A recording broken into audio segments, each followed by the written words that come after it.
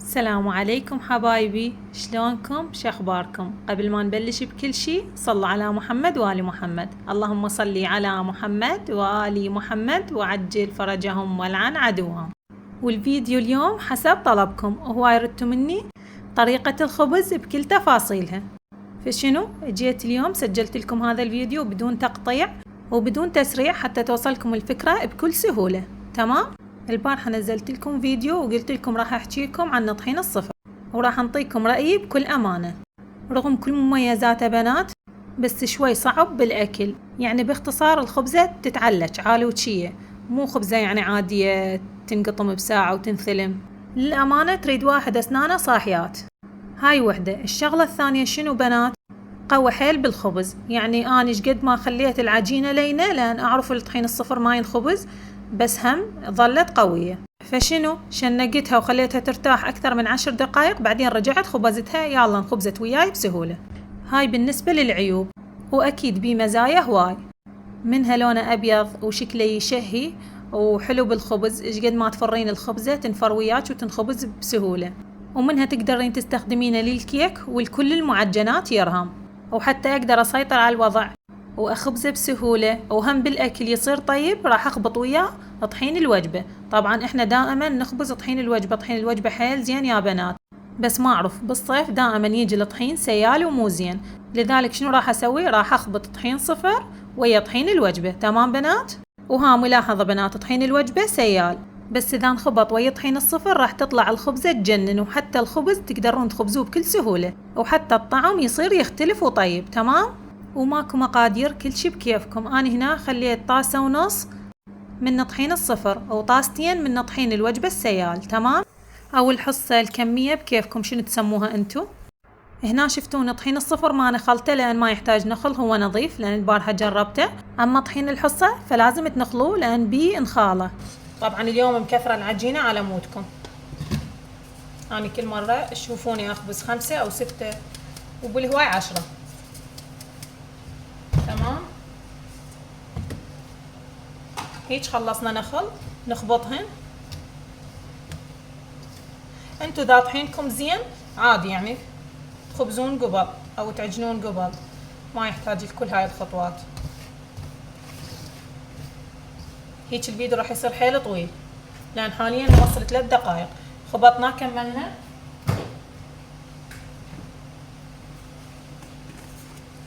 نضيف خمرة حسب، اذا مستعجلين كثروا، اذا ما مستعجلين لا تكثرون. وهو بعد صيف ترى العجين بساعة يختمر لان الدنيا حارة. هاي انا خليت 3 كلش كافي، قلت لكم صيف والدنيا حارة. شوفوا حبايب، انا لأنا طحيني زين متأكدة من عنده راح اعجنه بمي الحنفية مباشر. مي الحنفية مو كلش حار لان اليوم الجو زين، فراح اعجن منه. انتو اذا طحينكم مو زين قلت لكم خلوا مي بارد على مود العجينة تطلع حلوة. وهنا حبايب ترى ماكو اي مقادير بالعجين، عينكم ميزانكم، تخلون مي وتعجنون. تشوفوها محتاجة تضيفون، ما محتاجة توقفون. ها هي. واذا خليتوا مي هواي وعجنتوا شفتوها صارت سايحة حيل، تقدرون تضيفون طحين عادي كلش. وطبعا حبايبي لا تطولون بالعجين، مجرد تلم عندكم العجينة ها هي توقف، لان اذا ظلون تعجنون هم تصير قوية وهم انتو تتعبون. تمام؟ انا هنا مجرد تلم عندي العجينة ها هي، اقلبها واضيف لها الملح واخليها ترتاح من 10 دقائق الى ربع ساعة. وهسه مثل ما راح تشوفون بالفيديو. هنا الستاند كان يتحرك لان مخليته على السنك، لذلك عدلت الستاند. وراح ارجع شنو بنات اسوي؟ اضيف مي، بس المي اللي ضفته كان حيل هواي، لذلك شنو سويت اني؟ ضفت لها شوية طحين، ما كثرت يعني، حسب ضيفوا وعجنوا وتبقى حسب عجينتكم ايش قد تحتاج. هنا انا ضفت شوية حسب ايش قد احتاجت عجينتي، بس ما طالع بالتصوير. مجرد تنلم العجينة وياكم ها هي. هسه اجيكم بالخطوات.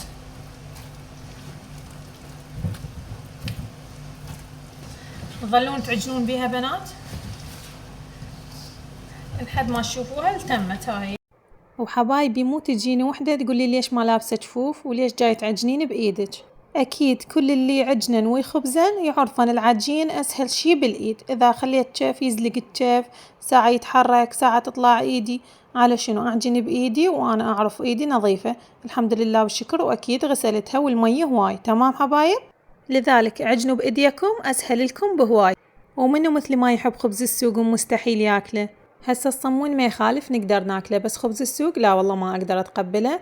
يعني هو نعمة الله، وأكو ناس يعني ما تقدر تخبز بالبيت فأكيد تجيب خبز من السوق. هاي الناس اللي مضطرة، اللي ما عندهم أحد يخبز لهم، أو أكو إنسان مريض ما يقدر يخبز، فإحنا نخبز بالبيت الحمد لله والشكر. وأكيد خبزة البيت بيها كل الخير والبركة. وما أعرف ليش رغم كل شي متوفر بهذا الوقت وقليل كلش اللي يخبزن بالبيت. هسه بالصيف ما يخالف لأن الدنيا حارة، فالله يساعدنا. فعلا الخبز بالبيت حيل متعب، بس بالشتاء شنو العذر؟ والخبز بالشتاء يجنن يا بنات، لأن ما شاء الله الجو حيل بارد ثلج، تشغلون التنور تدفون بيه. وهنا مجرد ان لمت العجينة عندي شفتوها، يعني حتى بعدها ما معجونة عدل، ضفت لها الملح. وهسه تجيني كم وحدة لا يعجنن بالبيت ولا يخبزن تقولي ليش هيك المعجانة كلها عجين، فراح أجاوبك قبل ما تسأليني. حبيبتي احنا ونعجن أكيد حيصير عجين بأطراف المعجانة، وأكيد حيلزق بإيدينا. من نكمل عجين براحتنا نغسل إيدينا وننظف المعجانة بكل سهولة، وماكو أي شي صعب، وحالها حال أي عجينة تسووها للفطائر والمعجنات. خلون ملح هم عينكم ميزانكم من توصلون لهاي المرحلة. بعدين شنو بنات، إذا تردون العجينة حيل حلوة، شفتوني بنات ما طولت بالعجينة هواي، مجرد لمت العجينة قلبتها وخليت عليها الملح. تمام. إذا تردون العجينة تصير حلوة عندكم وتنخبز، يعني تخبزوها براحتكم، تخلون عليها مي على هسه مو خليت اني ملح، راح اخلي عليها شوي مي، مو هواي شويه. شوفوا بنات، هاي وحده هاي اثنين، ها هي. هسه شو اسوي؟ اقلبها. تمام. ايوه صح. هسه شو اسوي بنات؟ اقلبها. ها قلبناها، نعجنها شوي بالدوام. شنو بنات تعجنوها هيك شويه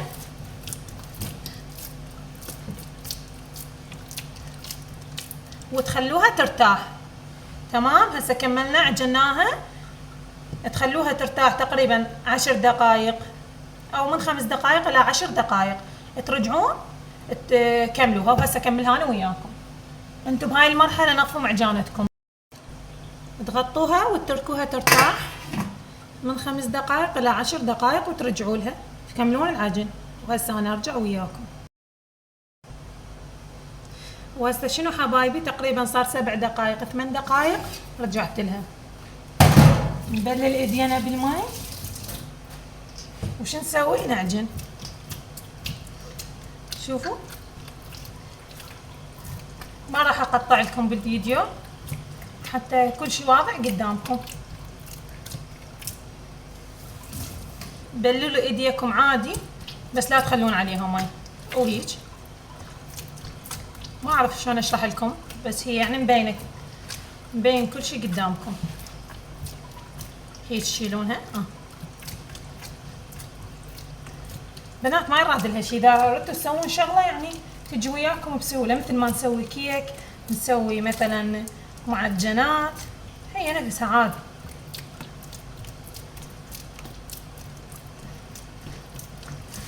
تكملون على هاي الخطوات،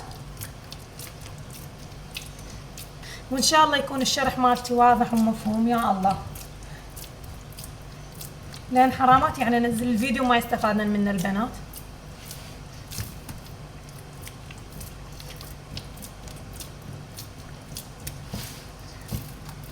تستمرون لحد ما تصير عندكم دائرة صغيرة حلوة متشكنمة. هاي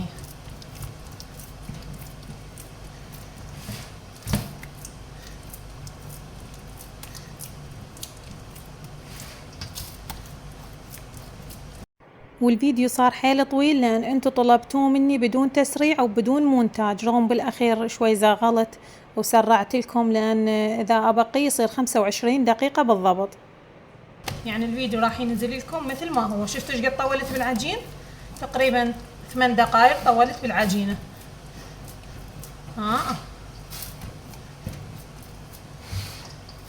تظلون تاخذون، يعني هي تجي بيدكم بنات باعوا هيك. كملت. شو نسوي؟ هاي وينها؟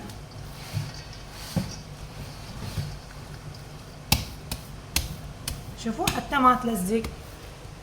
هاي قدام عينكم ما تلزق، يعني سهلة ما يراد لها اي شيء. شفتوا لميتها بدقيقتين. هسه بنات شو نسوي؟ نغطيها او نتركها لحد ما تختمر. تجون يعني تقريبا ورا ساعة تشوفوها باعوا لها هيك. اذا اختمرت تبلشون شو تسوون؟ تشنقوها. شلون تعرفوها تختمر؟ خاف ما تعرفون. من يتضاعف حجمها تكبر. اكيد كلكم مسوين معجنات وتعرفون من يتضاعف حجمها بنات معناها اختمرت. نبدي نشنقها. تاخذ تقريبا من ساعة الى ساعة ونص. ولو هو الصيف يعني العجينة بساعة تختمر لان الدنيا حارة. هسه مثل ما شفتوا بنات تضاعف حجم العجينة تقريبا صار لها ساعة. هسه شنو نبلش نشنقها. هنا شنو بنات؟ طحين وعندنا ماي اغط ايدي بيه حتى ما تلزق بالعجين. طحين حتى ما تلزق بالصينية ونخبزها براحتنا. تمام. هسه حبلش اشنق. هيج حبايب كل شي واضح قدامكم. اغط ايدي بالماي. هو حجم العجينة او حجم الشنقة انتو تتحكمون بيه. هيج بكيفكم تردون تزودوها. اخذوا شوية وزودوها. تمام. انا دائما هيك اشنق. اول شي اقطعهن وبعدين اشنقهن. بسم الله الرحمن الرحيم. اللهم صل على محمد وآل محمد. وما شاء الله العجينة حيل حلوة.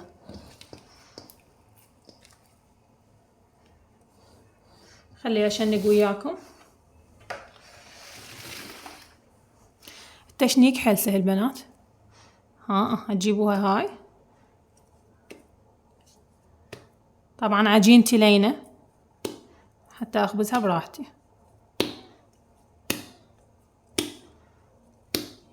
هيك ذبت ايدي وبعدين تلموها تخلوها هيك بالطحين. هاي ما يراد لها شي بنات. حسوي هذولي وياكم. تجيبون هيك. ما اعرف شلون اشرح لكم بس هي هاي الطريقة قدامكم.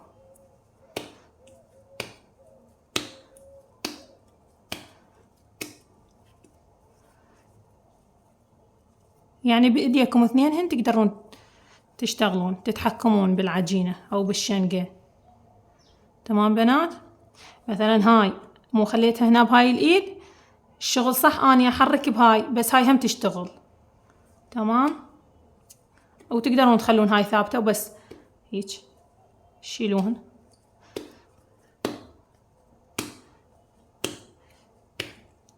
وخلوا لها طحين لا تخافون إذا تلزق بإيدكم.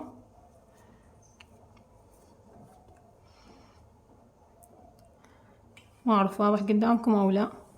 سووا هاي الرابعة.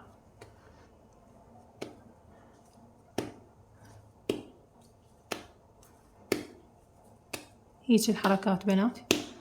ما أعرف شلون أشرح لكم. يمكن شرحي يراد له شرح بعد حتى تفتهمون علي. أو شرحي مو مال مبتدئات مال متمكنات بالعجين. هنا بنات حاليا أنا كملت شنقت كل العجين وحاليا بالمخزن. ما أعرف تصور واضحة أو لا. حنطي غاز وشغل التنور. بسم الله الرحمن الرحيم. من النص. بسم الله الرحمن الرحيم. نوبات الورا يشتغل وحده. شوفوا هسه اشتغل وحده ونوبات انتو تشغلون منه. والنار اكيد انتو تتحكمون بيها. تردوها عالية تردوها ناصية. بس اذا تخلوها على الوسط احسن على مود الخبز ما يحترق ويظل مقسب. ولا تنصوها حيل لان الخبز يجفط مثل ما نقول وما يستوي. يصير بعده يعني يبقى معجن. صح الوجه يستوي بس يبقى معجن اذا تبقون النار ناصية. تمام. طبعا بنات انا ما اخبز بدون جفوف. هاي تشوفي الدنيا حارة والعجين سايح. بسم الله الرحمن الرحيم. إذا تعرفون من أول وحدة شنقناها تقدرون تبلشون بيها. طقون هيك. طقون العجينة بأطراف الأصابع وتبلشون بالطرف. تمام. ما عليكم بالنص هي تكبر وحدها.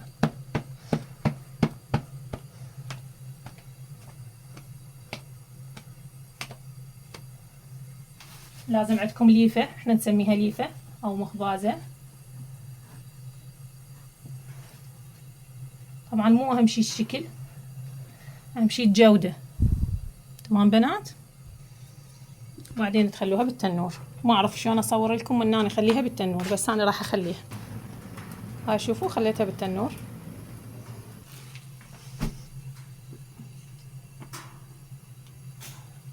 اتمنى يعني الشرح يكون واضح بنات. شوفوا اطق بس باطراف الاصابع.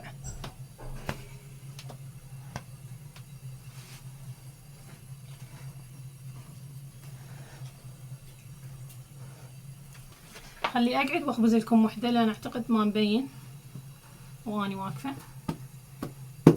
وبنات النص ما عليكم بلا تطقون، هو يكبر وحده بس الاطراف، يعني ضغطوا بطرف اصابعكم. تمام.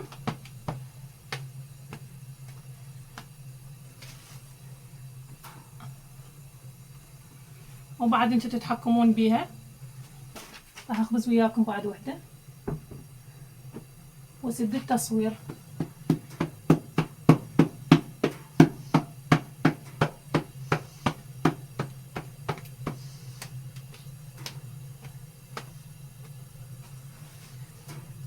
طبعا بنات انتوا تقدرون تخلوها صغيره وتعدلوها على الليفه او على المخبازه. طبعا شوفوا حبايب، هاي طلعت اول وحده ما شاء الله تجنن. هسه راح اطلع وحده وياكم، وهذول اللي بالتنور.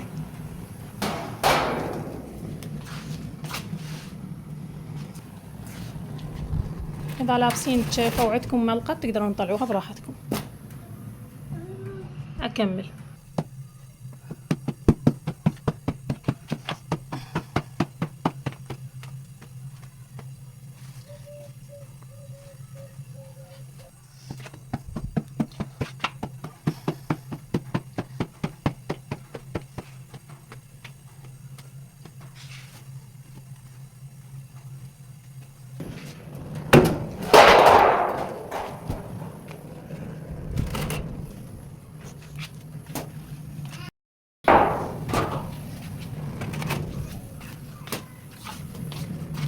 هذول بعدهم. شوفوا بنات الخبز ما شاء الله يجنن.